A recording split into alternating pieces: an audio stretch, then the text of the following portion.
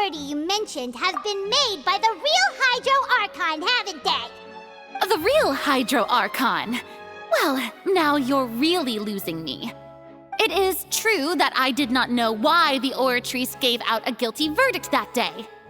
But the Oratrice handed out that verdict unilaterally, and it has been operating independently ever since it was first created. You can't argue that just because a divine creation is flawed, that the god behind it must also be no god at all. She's still throwing out all kinds of excuses. Seems like she's confident that we won't be able to produce proof that she has no power over the Oratrice.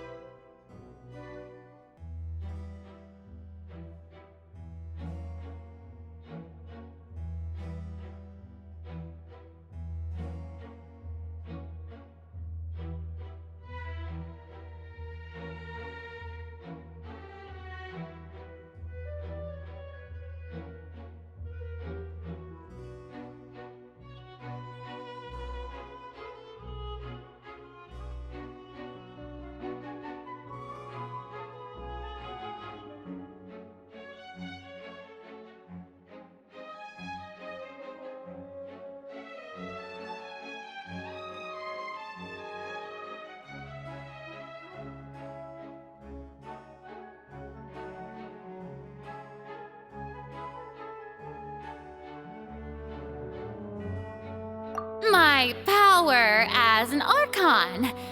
There are many ordinary citizens in the audience.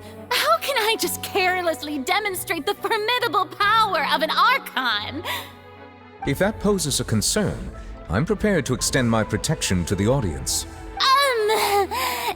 You don't need to go that far. Aren't you the Hydro Archon? Or is it that you can't even wield the power of Hydro, much less the authority of a god? Indemnitium! Yes! It's all because of Indemnitium! All Archons derive their power from the faith of the people, and thus did I give up all of my divine power to provide everyone with energy for their daily lives. Isn't that a huge stretch? Yeah, no matter how generous an Archon can be, how could they give up all their power? It seems like nobody's buying Farina's excuse. Hey, come now, everyone. Please don't stare at me as if I was a liar. I'm still the same Farina you knew, right? The one that you loved. Please, you've got to believe me. If what the prosecutor said is true, she really has committed a grave offense. Did she deceive all of us? Enough. That's enough. Tell me then, if I'm not the real Hydro Archon, then who is? If you have no evidence of another Hydro Archon's existence, nor can you find anyone who can back up their claim to be such, then what grounds have you to say that I'm not actually the real deal? Wow, she came up with yet another argument. Ugh.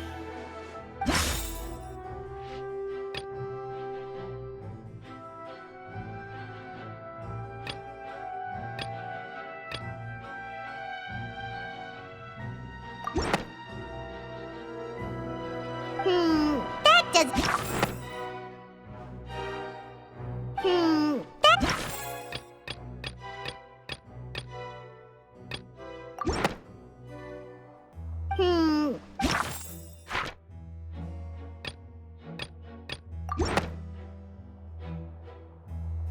It has been established that all Fontanians can dissolve in water from the primordial sea. And that means... Since you insist on claiming to be a god and not a human, then there's a method that you can use right here and now to eliminate all suspicions of you being the latter. Miss Navia, please apply to serve as a temporary attorney for the prosecution before addressing the court. Though you act in partnership with the prosecutor, you must still adhere to proper procedure. Super sorry, Monsieur Chief Justice. I swear this really will be the last time that I'll speak out of turn. Now, I've brought some seawater from Poisson. As everyone knows, a massive flood struck the area not long ago, taking many lives, including those of some of my closest friends. So, Miss Farina, would you dare to touch some of this seawater? If we are to believe that you are indeed the real Hydro Archon, touching this seawater would have no effect on you. All it should do is strengthen your case. But if you don't dare to touch it, then we would have basically proved the reverse. Oh, and I must remind you that after the disaster at Poisson, nobody wants to see any more people dissolve. I do hope you'll act prudently and choose the simpler path of admitting guilt. Navia from the Spina di Rasula. The Spina has governed Poisson for many years. I guess her suggestion is valid. If Lady Farina is indeed just a human, she's probably Fontanian like all the rest of us. Would she really dare to try?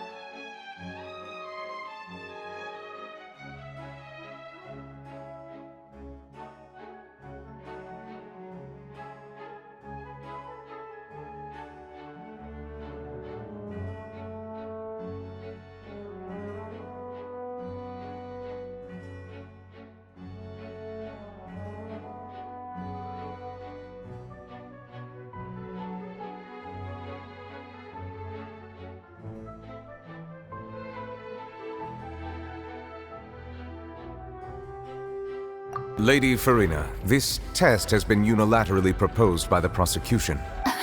Well, of course he had to tell her that. But refusing to participate is basically the same as a confession of guilt. She's just staring at the water without saying a single word. It really does seem like she's quite terrified of it.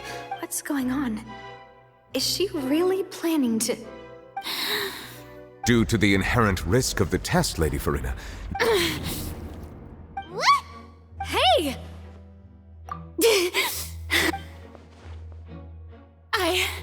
I'm fine! Look at me, everyone! My hand is still here! I haven't been dissolved! Will you believe me now? Miss Siegewien? If you are present, Miss Siegewien, please come forward and attend to the defendant. Siege? Don't be nervous. It'll just take a few seconds. Let me see. That should be enough. Please announce the results of your evaluation to the court, Miss Siegewien. As everyone doubtlessly saw, Miss Farina was displaying symptoms of hyperventilation and flushed skin. These indicate that she was experiencing the adverse effects of exposure to primordial seawater. The extent to which she was affected is the same as other humans when exposed to primordial seawater of a similar concentration. Thank you, Miss Siegewien. Lady Farina, you may return to the defendant's stand. Oh, wait. What did she just say? I didn't get dissolved. Shouldn't that be enough to prove my innocence? Well, considering your tendency to run from your problems, we did originally prepare a direct sample of the seawater around Poisson. However, after extensive discussion, we exchanged it for a sample that is not concentrated enough to dissolve an actual human. We don't want anyone else to lose their life to the sea. Yeah, so out of regard for Farina's life, you secured a low-concentration sample and asked the head nurse to serve as an expert witness. It's a great thing that the direct sample wasn't actually used. Farina could have... I can't believe... You...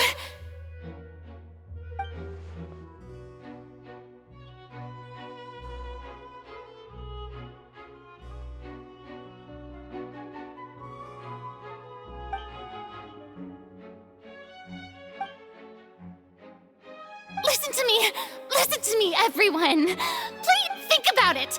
How can you conclusively prove that an Archon can't also be affected by the primordial seawater? Also, if I was really just a human, why would I dare to just put my hand in that kind of water?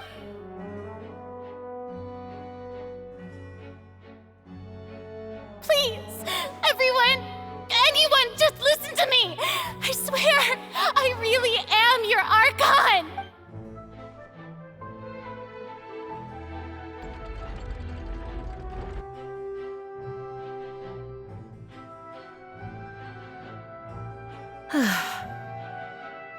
I don't think anything she says at this point will sway anyone. With all the things that have been said, Paimon doesn't think there's any way left for Farina to win. I believe the time for arguments and presentation of evidence has come to an end. If there are no objections, we will move on to the final judgment.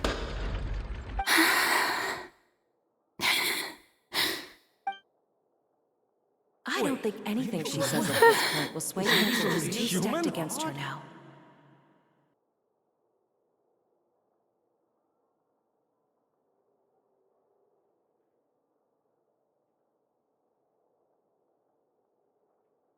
In my capacity as Chief Justice, I shall now render judgment on Farina's misrepresentation of herself as the Archon of Fontaine. As a human who knowingly deceived her fellow citizens, Farina is guilty.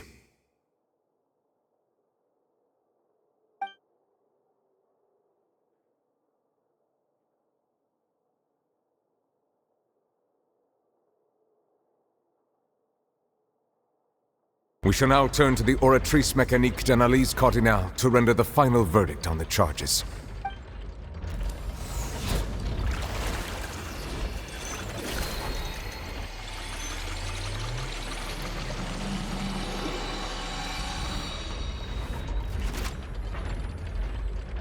According to the judgment of the Oratrice Mécanique d'Analyse Cardinale, Farina is...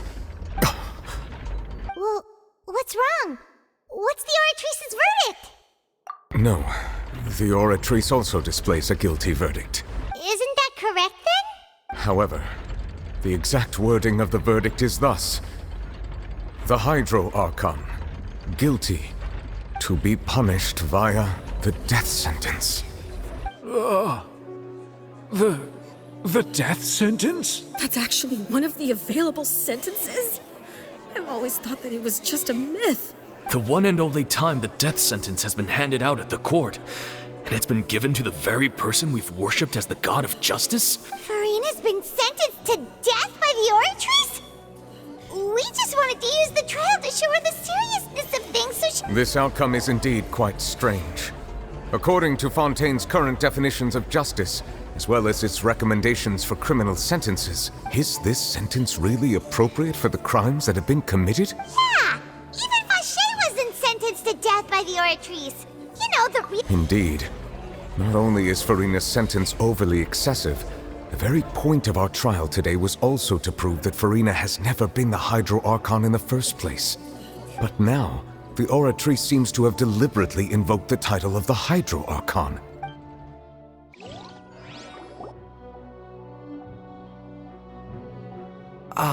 Excuse me, if I may interrupt. Is the trial still going? Fremine! You finally made it. Mm-hmm. Is that the first prophecy slate? Huh. So the knave privately arranged for Fremine to try and find the missing slate. I looked everywhere and finally found it at the bottom of the sea. But has the trial already concluded? Thank you for your hard work, Mr. Fremine. Please allow me to review the record left on the slate. Traveler, I believe that you have already seen the other existing slates, and would like you to come here and confirm their contents. Huh? So what do you see? What?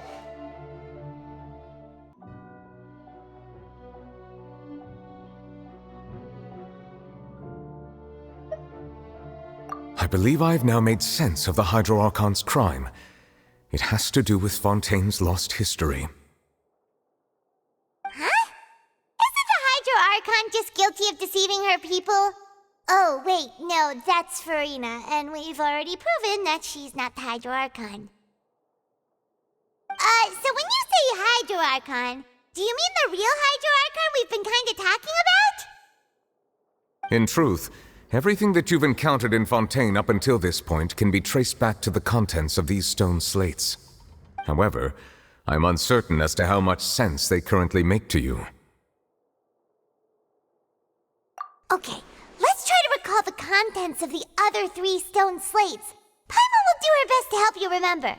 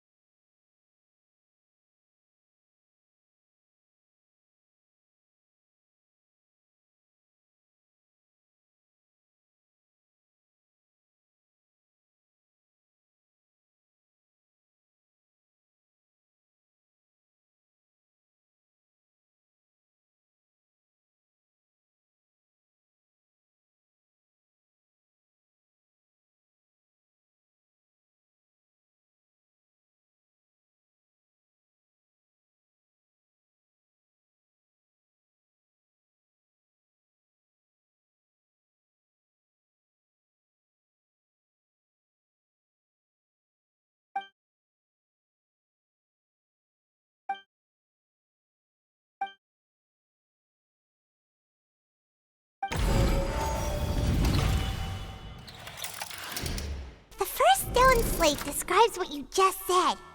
It seems to show the previous Hydro Archon using her divine power, and then the Oceanids turn into humans. Does that mean that Fontainians are transformed Oceanids? Oh, Paimon wasn't expecting that. But if Oceanids can turn into humans, then the second stone slate shows Celestia floating in the sky, and the Hydro Archon and her people worshipping it together. But the heavens still brought judgment down upon them. This must be the point when the Hydro Archon and the Fontainians were branded with their original sin. Does this mean that the original sin and the Hydro Archon sin are the same thing?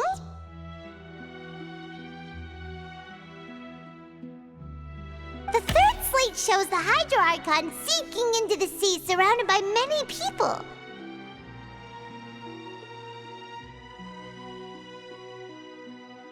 Huh. That reminds Paimon, didn't we also watch that happen to someone else? Well, the fourth slate is the prophecy the Fontainians have been talking about. People dissolving into the sea, the Hydro Archon crying on her throne, and so on. We didn't believe that such a crazy disaster could happen at first, did we? But after that incident, it...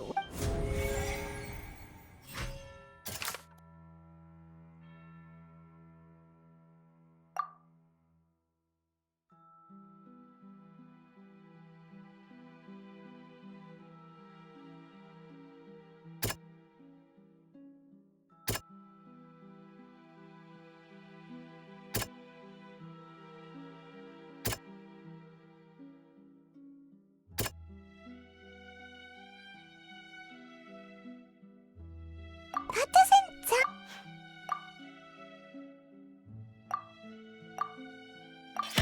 We know from the case of the serial disappearances of young women that Fontanians can be dissolved in primordial seawater. And this might be the reason that Fontanians can dissolve.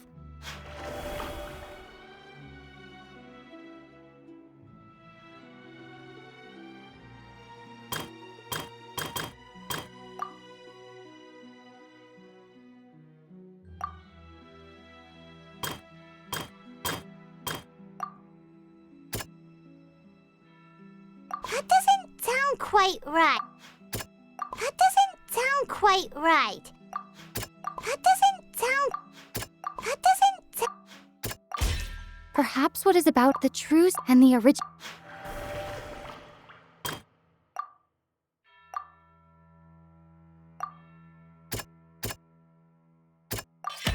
It's not as simple as falling into the sea. When Navia fell into the sea, her consciousness was subjected to judgment. That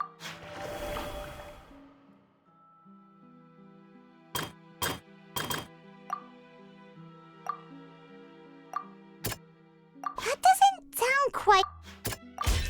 The prophecy from the fortress. If we hadn't dealt with it in time,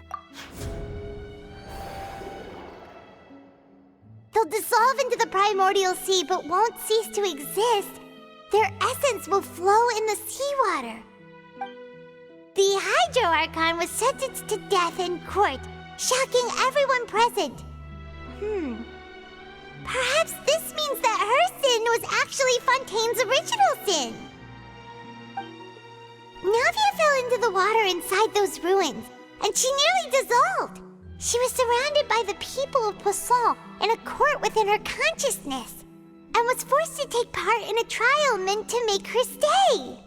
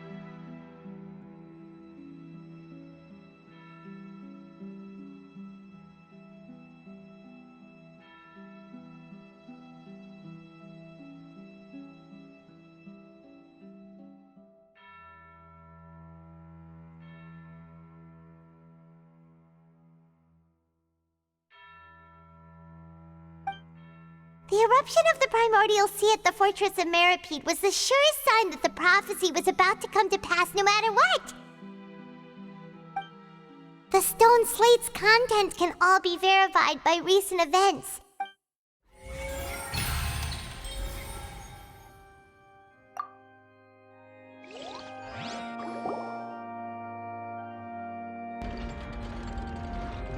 Huh? Oh, Paimon gets it now, but then it feels... Let's hear them. Incredible! Linny, did you hear that? We're not real humans. All Fontanians were originally created by the late previous Hydro Archon, with Oceanids as their basis. The evidence for that can be found in how only Fontanians could dissolve in primordial seawater, and how all the girls Vacher dissolved were also turned into Oceanids. Oh, and according to Navia, when she was about to get dissolved, she also saw everyone gathered around for a trial, all of them in the shape of Oceanids. Indeed.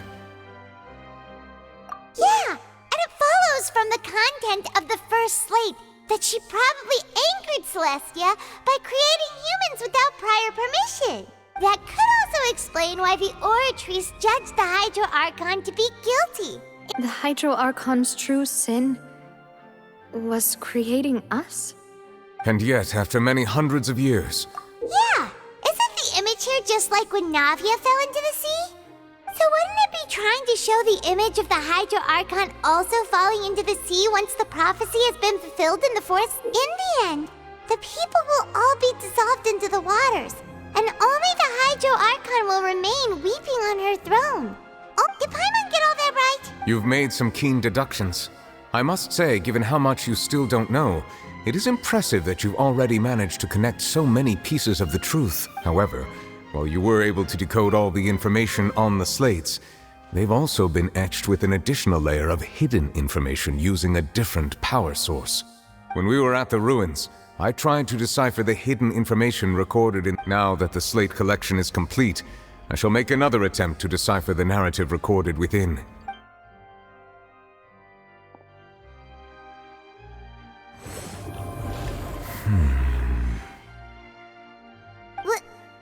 Well? Did you get it? I believe I should share this truth not only with you, but with all the people of Fontaine as well. I will try to briefly summarize it for you. Your hypotheses regarding the origin of Fontainians and the sin of the Hydro Archon were both correct. In the Fontaine of old, the previous Hydro Archon sensed the yearning of her Oceanid familiars for life on land.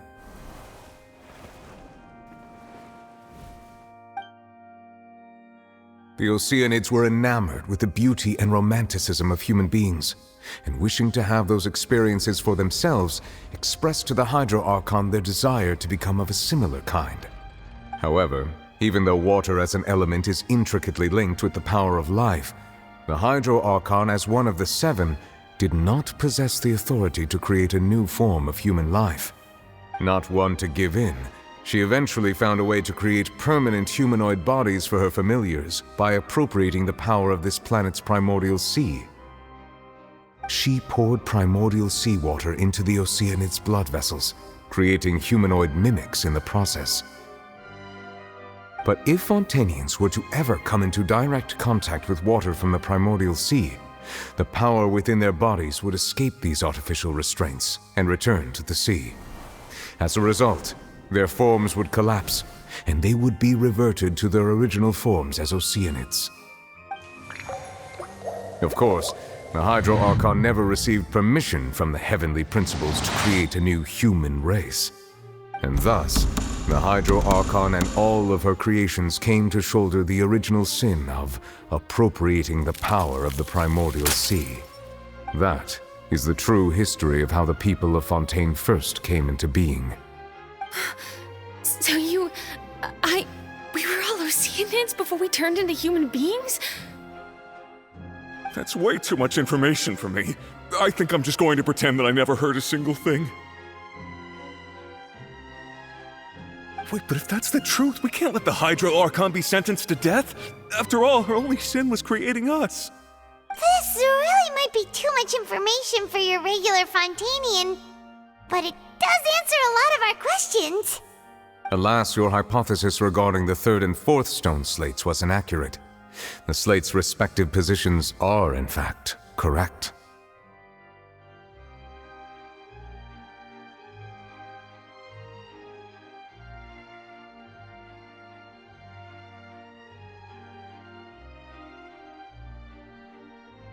A key point of the visual on the third slate is how all the individuals depicted in the water are humans rather than Oceanids. They have not been dissolved, which implies that the water depicted in this slate is not water from the primordial sea. The nation of Fontaine is the nation of Hydro, as well as the nation of trials and justice. Instead of being the literal element, the water in the scene symbolizes judgment and justice. You may also recall Navia's experience. When she fell into the sea, her consciousness was surrounded by that of many others who intended to hold a trial to determine her fate. Therefore, the meaning of the third slate is that the people of Fontaine shall try the Hydro Archon at the court of justice.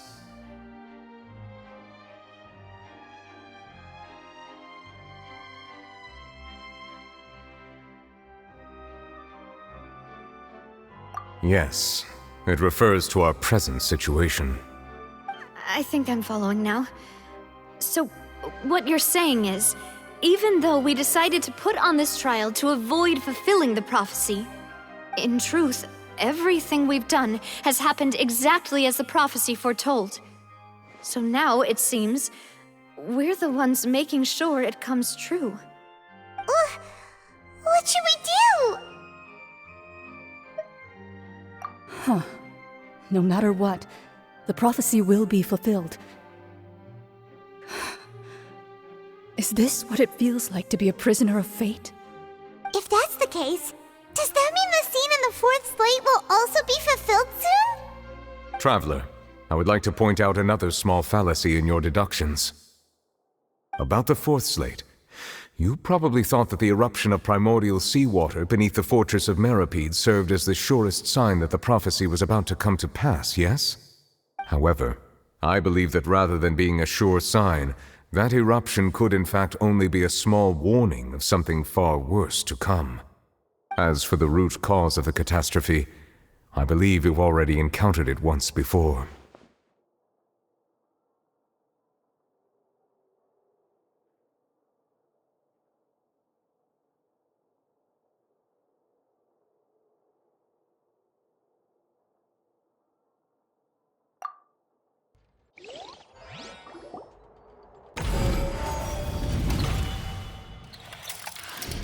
This eruption was just a small warning of the things to come. That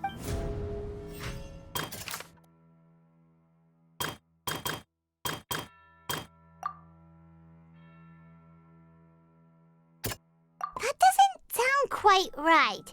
Let's think about this some more.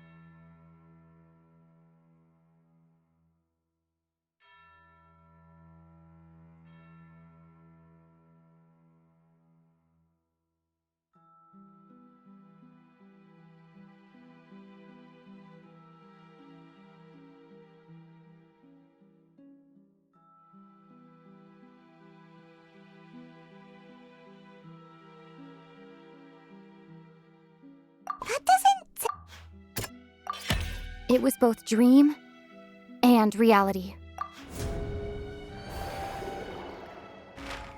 If we're talking about a true culprit, that could only be that thing inside the primordial sea, right? The truth, the original sin, the trial.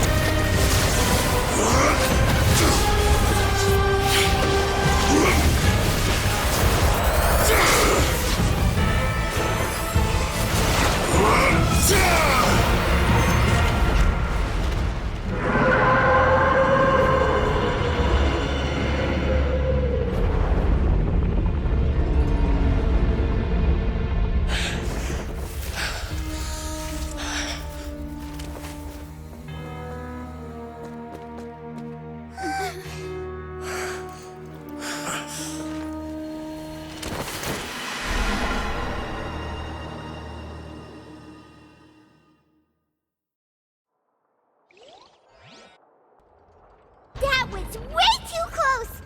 How did that thing just burst into the Opera House? Wait, was that the huge whale you saw in your dream?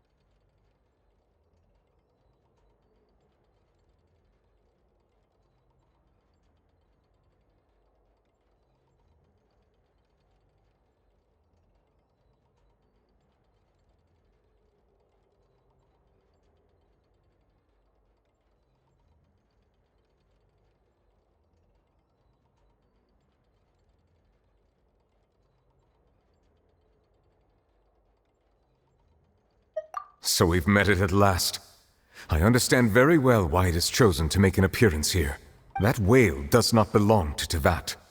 It is a monster that has traversed the stars, weeping all the while. It has been greedily consuming the energy from the planet's primordial sea, using it to grow. That is the main cause for the rising sea levels.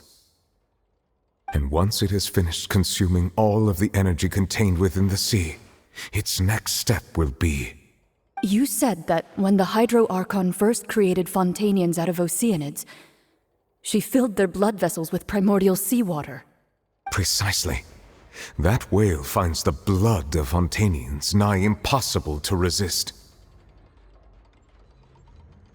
Therefore, when it left the primordial sea, it decided to make its next stop a packed opera house full of food. Food in the form of Fontanians. We just barely managed to push it back, right? In that case, won't it come back to target the people again once it's managed to recover its strength? That is correct. Indeed, it is more accurate to say that we should thank that Harbinger for buying us some time. Without him, the whale would have likely come onto land far sooner. From the way he looked, he must have been fighting the creature for quite a long time. That battle maniac.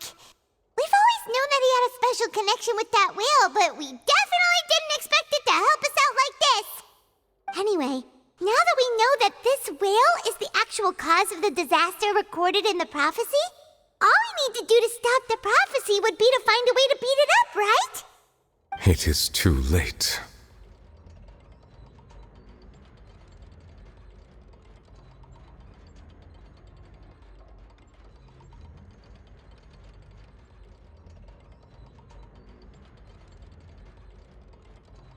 It had already absorbed too much of the primordial sea's energy before we could notice it. At this point, it has become practically integrated with the sea itself.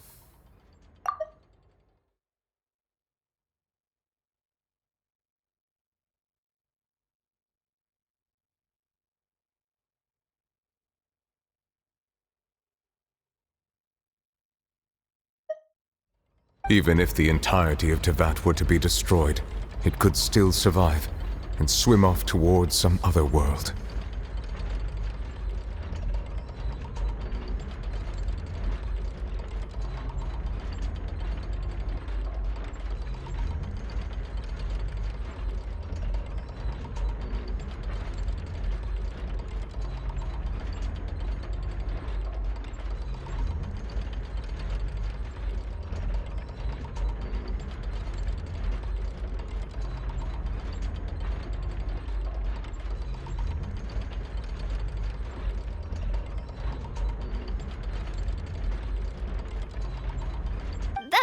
That's not something I will accept. We've already done everything we can, and we even found the true culprit. We've come so far. You can't just tell me that the last hurdle is some impossible foe. That's just not fair. Indeed, that's not how a grand performance should end. I'll fight it to the end, no matter what. So the prophecy will be fulfilled no matter what, huh?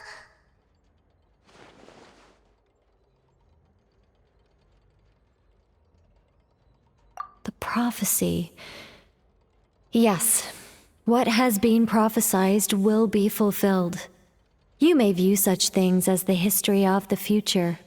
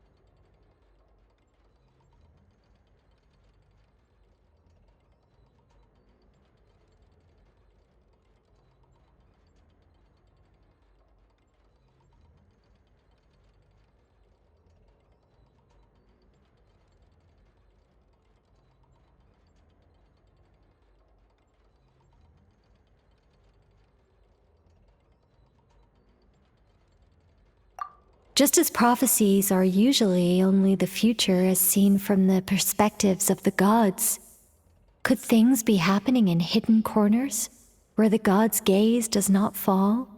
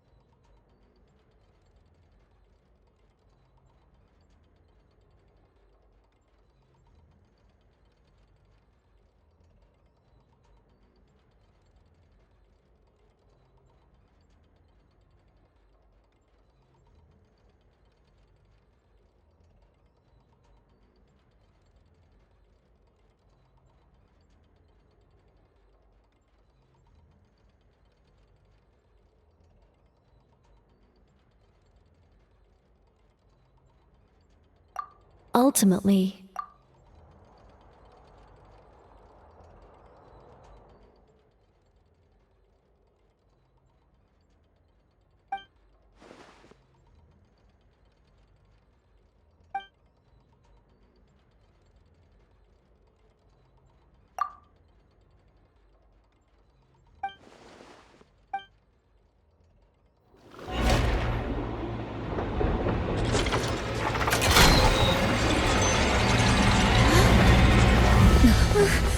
What's happening with the aura trees?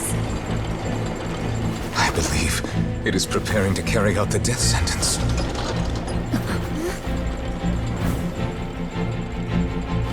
Farina!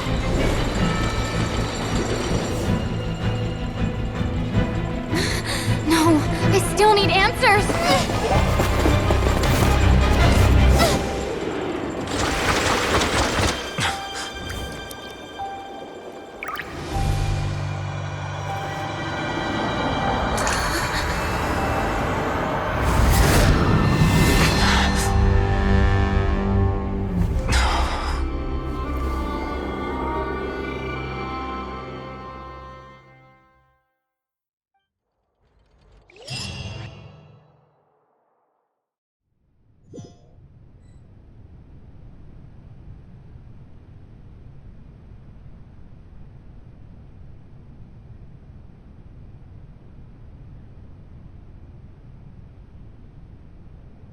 You.